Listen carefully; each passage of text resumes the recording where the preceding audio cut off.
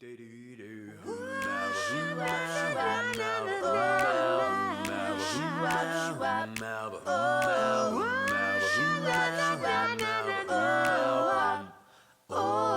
yeah. Check out these hints and try and figure out, where is Ms Eleanor? A giant desk. Masks and hand sanitizer and wipes? Oh my. Tidings, t-shirts, magnets. Where can you find these things? Where in the church is Ms Eleanor? Let's read a Bible story together for one last clue about where Ms Eleanor is in the church. Turn to the book of Genesis, which is the very first book in our Bibles, the first one in the Old Testament. And let's open up to chapter 18. That's that big number right there. And then we are going to read the verses right after that.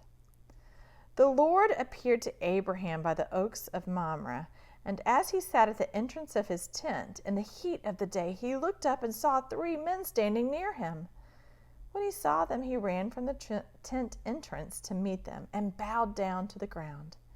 He said, "My Lord, if I find favor with you, do not pass by your servant. Let a little water be brought, and wash your feet, and rest yourselves under the tree. Let me bring a little bread, that you may refresh yourselves, and after that you may pass on, since you have come to your servant." So they said, "Do as you have said." And Abraham hastened into the tent to Sarah and said, "Make ready quickly 3 measures of choice flour, knead it and make cakes."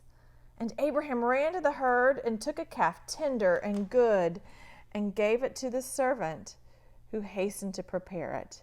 Then he took curds and milk and the calf that he had prepared and set it before them, and he stood by them under the tree while they ate.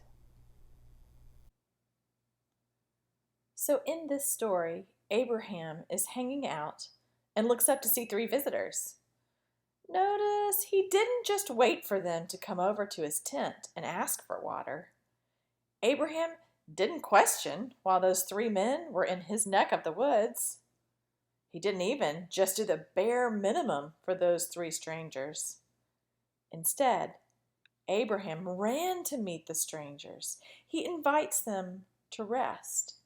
He offers them water to drink, water to wash their feet, and food to eat.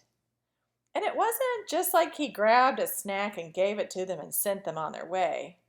He took a fatted calf and made a very, very special meal for them.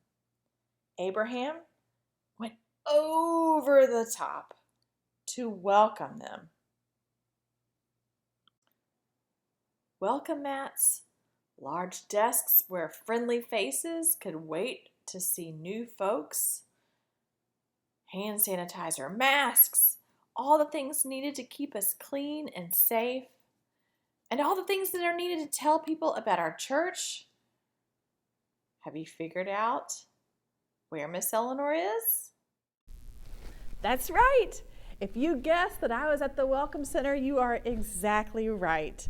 That's where I am today. This is a brand new space at our church, and it is especially designed to help new people feel welcome at our church. So our Bible story this morning gives us some great ideas about how we might use this Welcome Center to extend hospitality, just like Abraham did to the 3 guests in the desert. So while the new person probably didn't come from the desert and need a bowl of water to wash their feet, they might be happy to see a thing of hand sanitizer to make sure that their hands are clean and they're safe in our space. They also might have forgotten a mask at home, and so we can help them with a brand new mask here at church to help them feel safe and at home while they're with us. And maybe they might need a name tag to help other people learn their name. Maybe they need directions. And so one of our greeters can say, "Let me show you around our church. Let me show you this way or that way." They can help them find their way so they're not wandering around feeling nervous about where they are in a space they don't know. All of those things are ways that we can show hospitality, ways that we can make new people feel comfortable in God's house when they come here to visit us at Trinity. Look who we have here. It's Miss Peggy, our Minister of First Impressions. I feel very blessed, and I love my job as Minister of First Impressions. It means to greet and to listen to people and show them your love and make them feel at home from the moment they walk in the door. Okay, friends, you found me here at the Welcome Center, and we learned from Abraham and we learned from Miss Peggy too, all about what it means to be welcoming. And we learned specifically about what you can do to be a welcoming presence here at church, because you do not need to be an adult to be a person that understands what it's like to be new somewhere and anticipates what those people might need and offers to be that helping hand to those persons in our church. So you can also extend welcome not only here at church, but you could do it at school too, right? Say there's a new kid in your class and they don't really know anybody and they're figuring out how the building works or where the bathroom is. All of those are ways that you can show hospitality to another person. You can extend hospitality to somebody else. And by doing so, we're showing a little bit of what God's heart looks like, because God wants everyone to feel welcome. Everyone to feel welcome. And when we extend that welcome, maybe it will make them wonder a little bit about what God's heart is like. So that's your challenge for this week. I want you to think of one way you can show hospitality to someone new.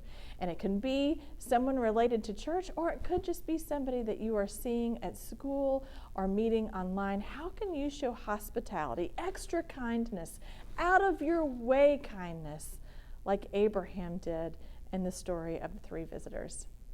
All right, see you next week. I wonder where I'll be.